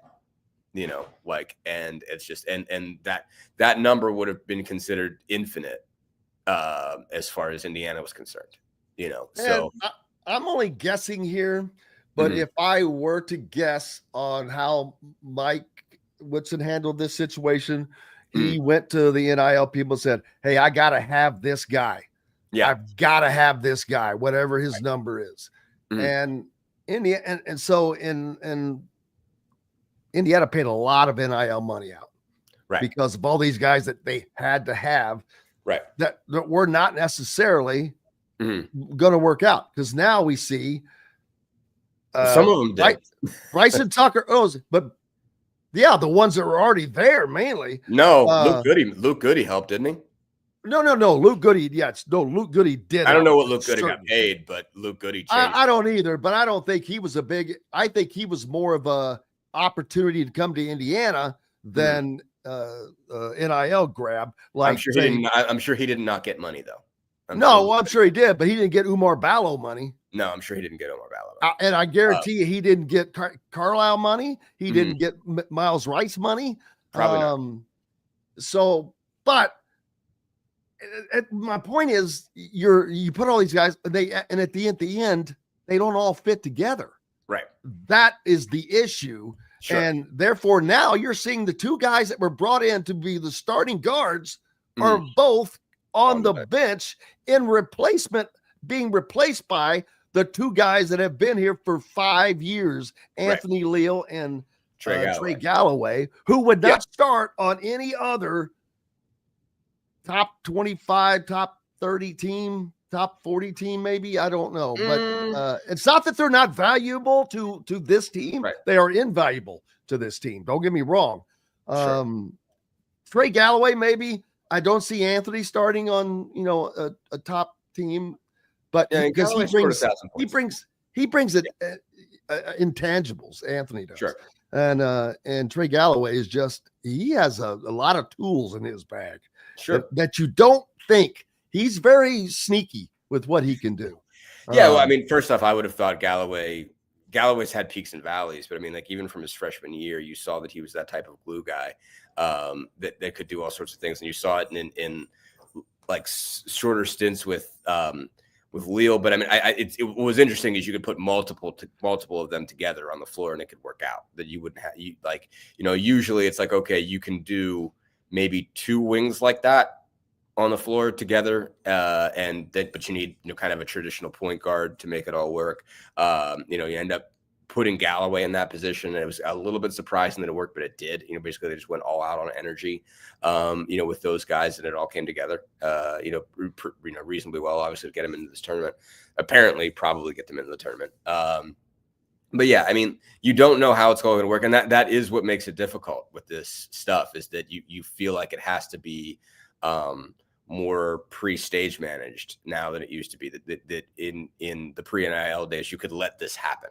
Basically, you could let a roster form itself and let guys, earn spots and not have to think about what had already been invested, because everybody had been invested the same. Everybody had been invested a scholarship. In some cases, you'd invested more recruiting time or less. And obviously there was, illicit money out there, but, you couldn't think too much about that as a coach, presumably. And so, yeah, I mean, I think it changes that dynamic. You're going to have to consider where the money is, but sometimes you're going to have to say to heck with it and play the guys you think are the best guys. I mean, good on Woodson for at least eventually figuring it out, that eventually saying, you know what, I might have been paying, paying a lot of money, I'm sure, to both Malik Renew and to Omar Bala, but they can't both start because you can't have two bigs. Eventually he figured that out, after years of not figuring that out, he eventually did. So you got to give him credit for that. But yeah, the bottom line is all we're saying is it is strange. It is a strange world, and it requires a different set of management. And that's going to be that is going to be a culture clash for Ben McCollum. He's like, if Ben McCollum does get hired into that job and goes straight from Drake to Indiana, that is going to be different. I think it was probably a pretty significant change for Cignetti, but I mean, I think he'd been in, as an assistant, been in big time college football before, been at Alabama, been at Pitt, had a sense of what it looked like up there, where I don't know, I'm trying to say, I mean, obviously McCollum been Northwest Missouri State. I mean, I don't know if he's even had time I don't know if he's even. Yeah, he has no experience at this level at all. But okay, and quickly as he could be a really good coach. He could be a really good coach, but that will be an adjustment. If Pat Kelsey, what's up? Pat Kelsey came from the College of Charleston. Fair. Louisville, and Louisville is top 20 team, third best. Even though the ACC is extremely weak this year, Louisville is that's the team I couldn't think of. Louisville getting into the tournament along with Duke and who the hell else is even good in the ACC. I can't even think. Clemson was the team that beat them. Yeah. Ironically, Brad Brownell, a name that is probably at the back of the list, probably still on the list. But as far as coaching for Indiana, he's not getting a lot of love from people. If they say, "Oh, he hadn't done anything," he was at Clemson. He was in the ACC, which forever has been, dominated by North Carolina and Duke and Virginia. So it's been difficult there, but he's got them as a 4 seed right now. And so to say he hasn't done anything, I don't like that. I don't agree with that. So you never know all of the situations. He's been kind of a slow burnout there. I mean, remember, he's been there since 2010. So he's been to 1, 2, 3, 4 tournaments. Got to the Elite Eight a couple of years ago. 20. His best there has been the last couple of years. Yeah, I mean they're really 18-2 in the league. Oh my god. I mean they've got a legit squad this year. So obviously you'll see how that shakes out. So it's the best team he's ever had. I knew Brad, and you wonder, is that him? Is that what he can do with NIL and with the transfer portal and things like that? So because, like I said, that's a guy that's been competing against Duke and North Carolina and Virginia, who won a national championship, and those teams that have just been dominant over there. So Russell says West Virginia coach has been added to the list. Also is Sig's friend, Will Wade. Will Wade is not, I will say it over and over, Will Wade will not be the next Indiana coach. You cannot, if you want to use baggage, all I got to say is big ass offer. That's all you have to say. I mean, he was under it. Strong ass offer. You're right. Yeah. Anybody that was under an FBI probe, not going to be the next coach. Chris Beard is not under an FBI probe, for gosh sakes. So, and you wonder, it's all hearsay and all that, but I have steadfastly said that Chris Beard won't be the next head coach. It's not that I don't think he's deserving or able or the best fit. He might be all of that. Right. I just don't see them getting past the Chris Beard stuff. I'll just leave it at that. And it is sad, but that's still my stance. Although there have been rumors otherwise, I don't see it. But does Indiana get into a position to where they're maybe have to look over some things? I mean, again, it just depends on, like, I've tried to say it the same way. Again, if you think you can trust the guy, hire him. If you don't. It's that simple. Like, don't hire a guy you don't think you can trust. Like if you've done, like, don't not hire a guy.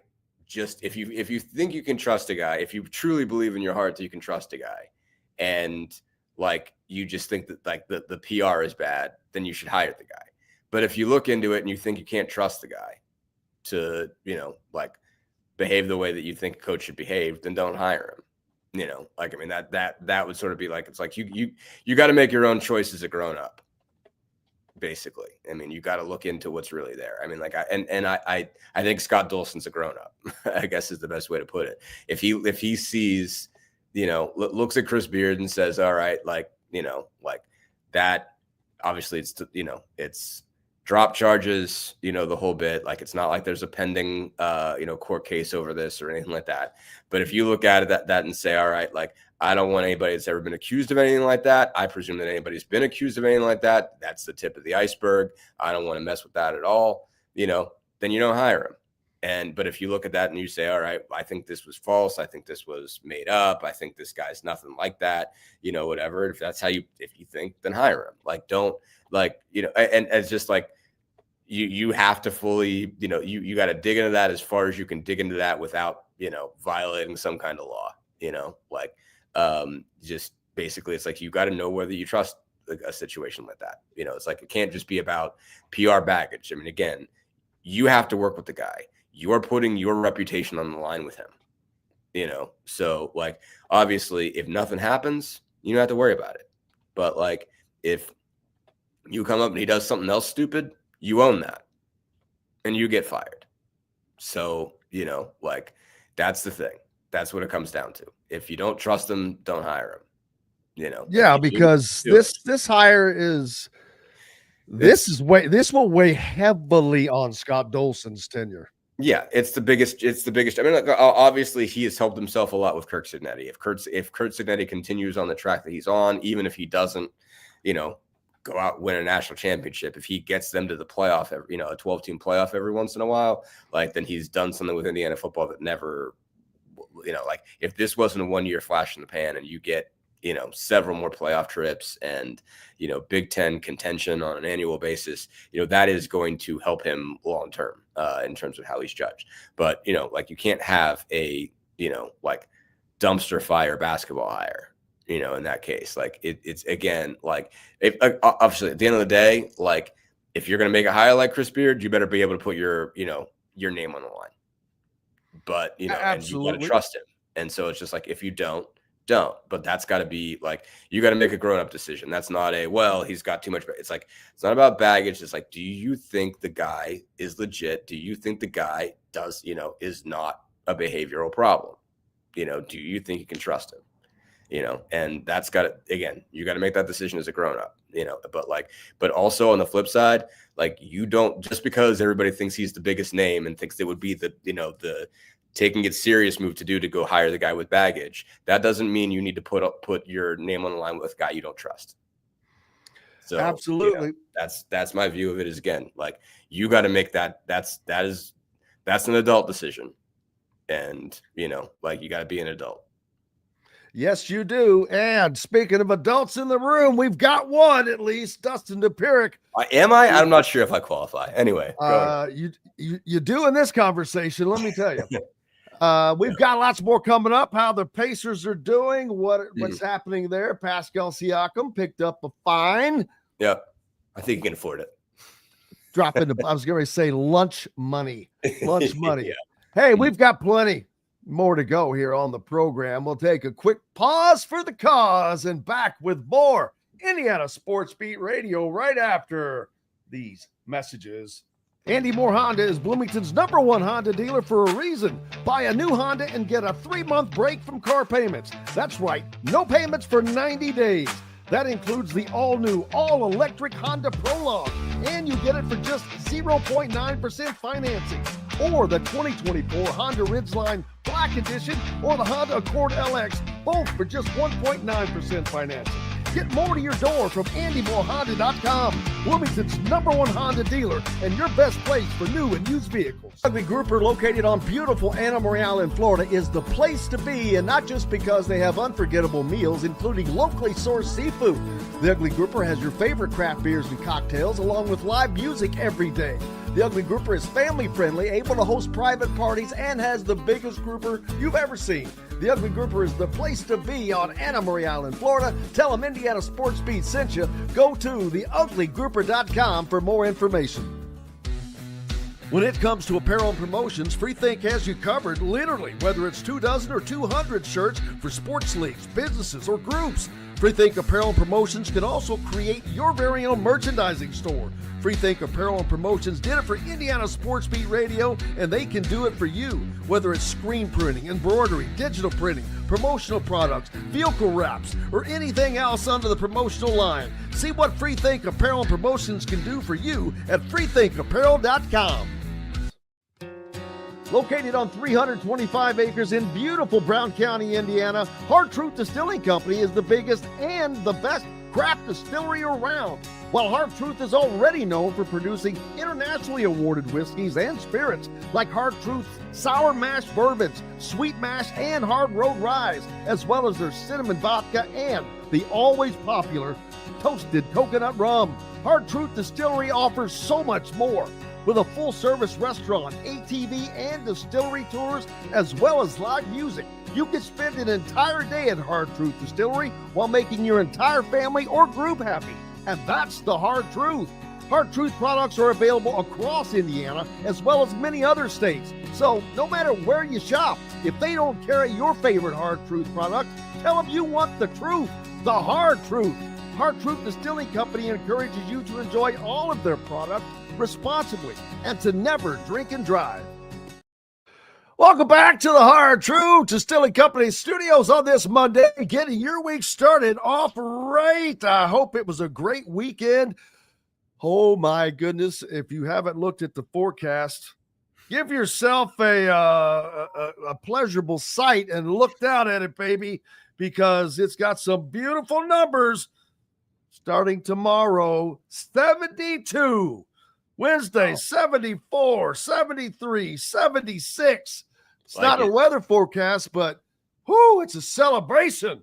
Love it. The only thing that makes me happier is having Dustin Dopirak with us along for the ride today, as the Pacers kind of playing 500 ball here of late. They lost a pair to the Hawks, but they won 2 before that. Just kind of got some Pascal Siakam getting a little excited, and Tyrese Halliburton and TJ McConnell listed as questionable. They're a little dinged up, so hitting a little patch right now. Yeah, it's obviously a weird stretch. I mean, so Halliburton missed both Atlanta games with a left hip flexor strain, and so it seems like they're trying to be careful with him. Again, it's been different muscles, but obviously it's all stuff that's in that sort of upper left leg area. You go back to the left hamstring strains from last year. He's had a left groin strain earlier this year, left hip flexor strain, which is, I mean, as far as I understand it, on either side of kind of the top, your upper left leg. So, like that's obviously something they don't want to mess with. I mean, you don't need at this point in the year for him to have a stretch where he's missing 10 games like he did, when he had the strain last year. So they've got to be smart about that. And it was a heck of a time for them to lose him because he was just on an absolute bender. He was averaging, over the first 7 games after the break, was averaging 23.9 points per game, shooting 60% from the floor, 54.5% from 3, 12 assists against 1.1 turnovers. I've had to write up that line like 10 times in the last 5 days, so I know it by heart now. He's just been absolutely incredible. And the Pacers just as a whole were starting to get used to what that looked like. I mean, because he was just creating so much gravity, just so frequently you'd had to assign 2 players to him. Basically he was dragging 2 players with him off of ball screens, leaving wide open 3-pointers for Miles Turner. The entire geometry of the game was changed because of how much, gravity how much attention really he was commanding. So that's all, and basically like losing him, for the last 2 games has sort of changed how everybody functioned. And they got Ben Mathurin back, but it just seemed like everybody got stuck in isolation, in part because nobody was moving 2 bodies with them. I mean, like there wasn't an open man to find because everybody was just being covered one-on-one. Nobody was creating so much gravity as to, move guys around and create a lot of help, movement on defense and a lot of rotation. So they just didn't ever seem to, really figure it out against Atlanta. And they did some things well and some things not. But McConnell goes down in the first quarter of the Saturday game, and they look like a train wreck for the next 5 minutes. And because it's like that messes up your whole rotation in terms of who's playing. They had to dig deep and find a backup point guard, threw moved Ben Shepherd over from the wing there, brought back, they had Quentin Jackson, available basically as a 2-way contract guy that sometimes is in uniform, sometimes isn't, just happened to be in this case. And they relied on him and they got a lot of good energy out of him, but still, that's obviously not optimal when you're asking one of your 2-way guys to be your backup point guard. So, they rallied back, got back into it. Part of the reason Siakam was mad because he had just dunked with 1.5 seconds to go and they were down by 3, and sort of looked around and realized I have made a big mistake here. But, I think there were other opportunity situations where he thought he should have got some calls, maybe even should have got a call on that play. But, they were obviously thrown for a loop by that, and we'll see how much longer that goes. Basically, again, Halliburton and McConnell are both questionable for tonight in Chicago, and I'll be heading up there shortly. But, not sure how that's going to go. If they're without 2 point guards, obviously that changes the way things function. They're going up against the Chicago team that seems to want to play its way out of the play-in game and get itself a better lottery pick. They're definitely in 10th right now, but it takes some work. You got to be pretty bad to avoid the 10 seed if you're trying to not get it in the East right now. But there still is some talent on that team, and the Pacers can go up there and blow it if they don't if they don't figure out kind of a method by which to win with the group that they have. Yeah, they can't start losing spots because they've worked too hard to get themselves up into that upper line of the conference. Yeah. And what that means for when tournament time comes around, because it matters. You definitely want to play at home and have the home court advantage as much as you can, because that will end at some point if you can continue to go on. But that's what they're fighting for right now, just to hold on, hold the ground. It's like a old army war. We got to hold this hill. They've got to hold this hill. Mm-hmm. Yeah, no, I mean, they're in a place where they have some cushion between, above the play-in round. I mean, they've got a 6-game lead on the Hawks, but they're in this 4, 5, 6 battle with the Bucks and the Pistons. They're a half game back of the Bucks, but they're only a half game up on the Pistons. So, you'd like to avoid, you're not looking at an easy situation either way, regardless of how that shakes out, that top 6, anybody in that top 6 you're playing is going to be pretty difficult. But, if you fall all the way down to 6 if the Pistons jump them, then they're looking at a first round series against the Knicks. And that's not necessarily optimal. I mean, you presume by then Jalen Brunson will be okay. Obviously had a scary moment against the Lakers on Saturday night where he got dinged up there. But, or not Saturday night, that was Friday night.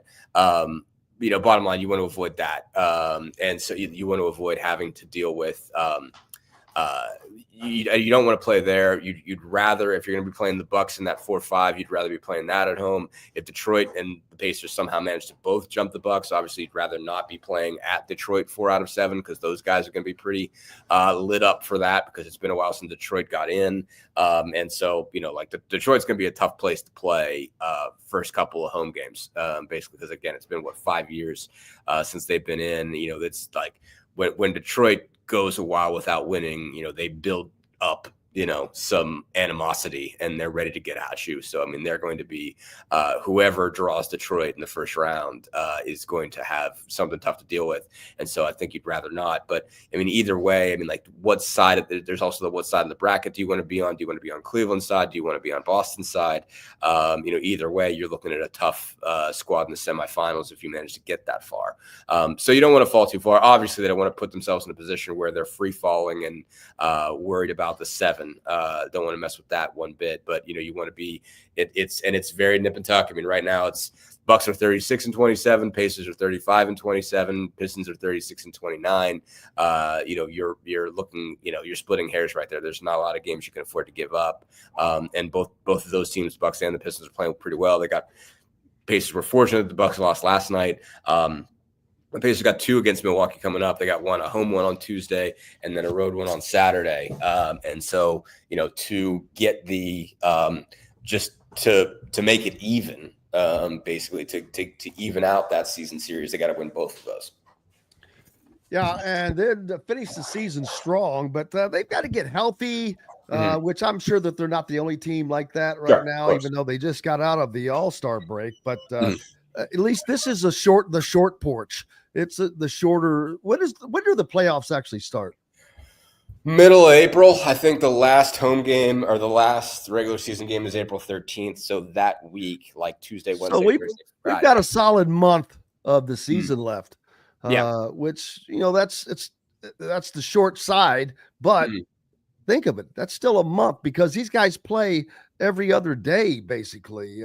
So that's a lot of games and a lot of wear and tear. So they've got to get healthy. Has to be priority number one right now. Yeah, no, I mean, and it's not easy. And again, they've got a back-to-back tonight and tomorrow. So again, they're already in Chicago. But they're going to, they're up there and then they come right back here on Tuesday, play Milwaukee. They get a couple days off or a couple days of no games in between. But then they go Friday, Saturday, back-to-back, Philly and Milwaukee. They go to Minnesota, they get a day in between, but then they get Minnesota, I think, on Monday. Following that, I got to look back at my schedule here and see I think they get home for a while. They get to stick around at home after that for a bit. So they've got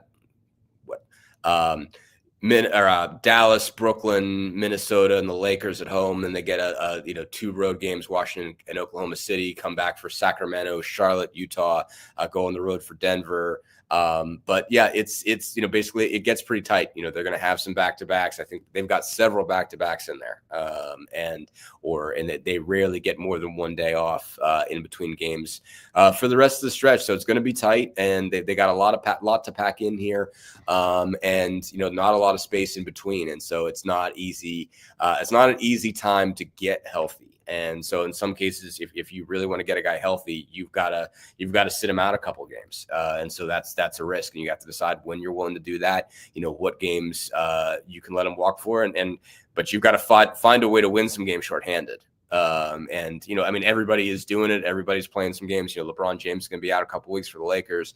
If they want to sit there in that 2-3 seed area, they've got to win without him. Basically they've got to let Luka carry them. Obviously the Knicks are going to play a couple games without Jalen Brunson. They've got to manage to hang and not lose any altitude with him missing some time. I know Drew, basically the Celtics have been missing Drew Holiday, and so they've been having to hang in there without him. So there's a lot of teams, obviously, at this time of the year that kind of have to pick and choose and say, okay, well, when do you want to get this guy a break? Because, otherwise you'd run the risk of something much more serious that takes much more time. But you got to find a way, while you're sitting those guys out to win games with a shorthanded team.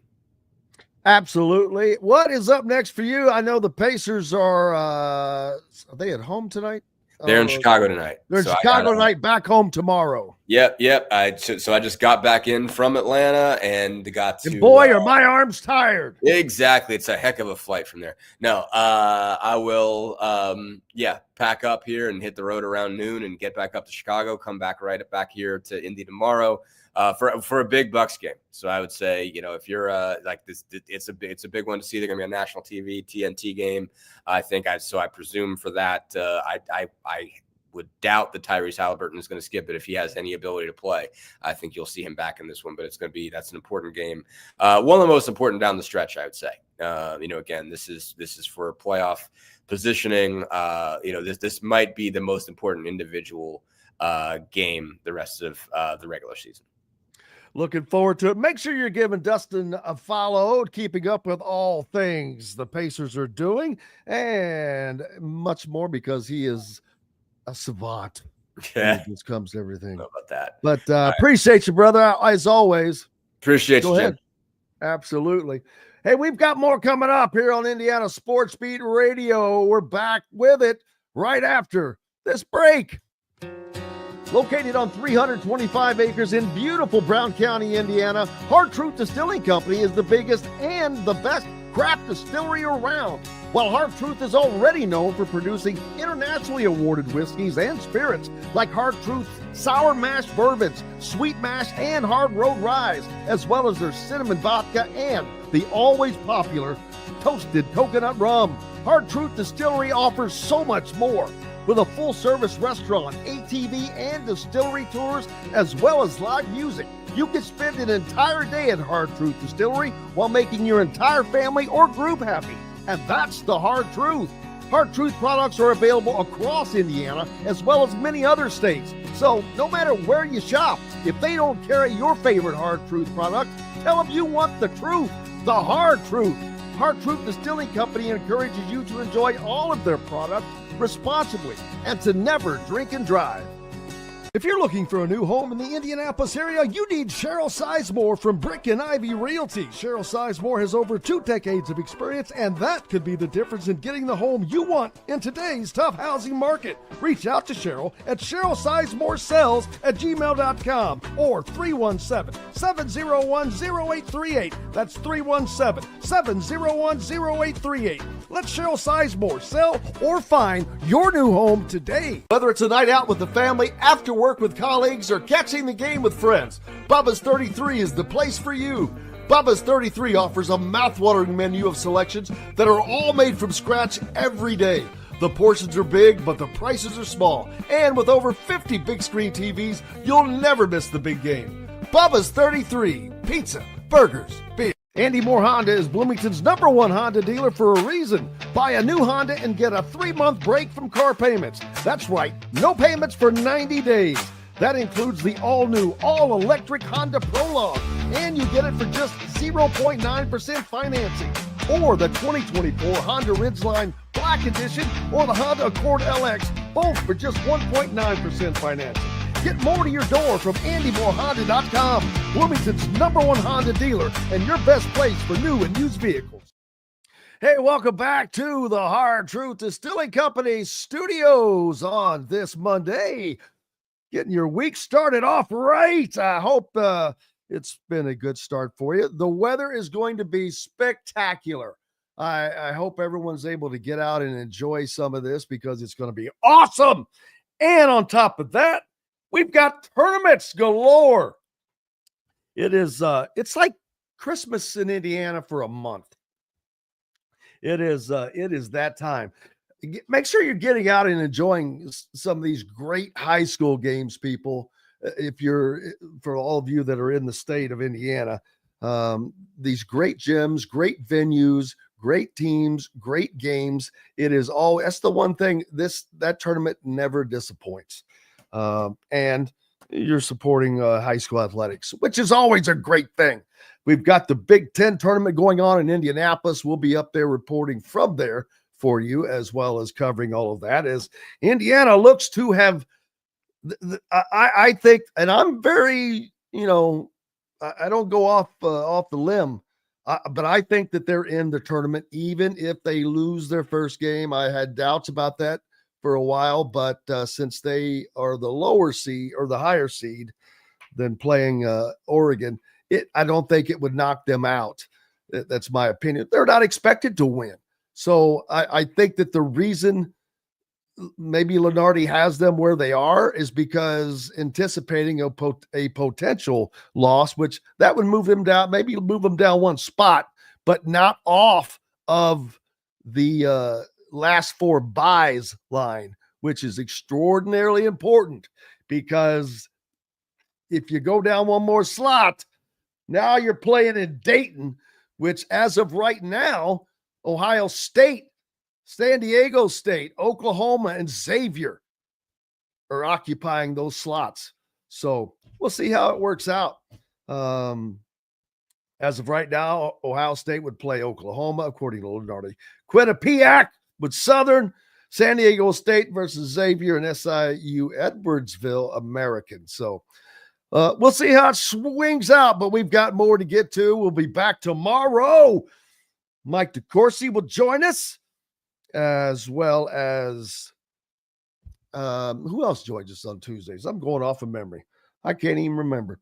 But we'll have plenty of fun tomorrow. We'll hear from Mike Whitson and the players as well. We'll get more time to get all that squeezed in tomorrow, as the Big Ten tournament about to begin, baby. And I'm here for it. But I'm here for you guys, and I love you all and appreciate you all so much. Cannot thank you all enough for being with us. We couldn't do this without you. We're back tomorrow to do it again from the Hard Truth Distilling Company studios. Until then, I'm Jim Coyle. I will see you on the radio. Thanks for listening to Indiana Sports Beat Radio. Be sure to subscribe to our YouTube page for more clips and team coverage of Indiana basketball, football, and more. You can also find full episodes and tons of other content on thehoosier.com. We'll see you next time for another edition of Indiana Sports Beat Radio.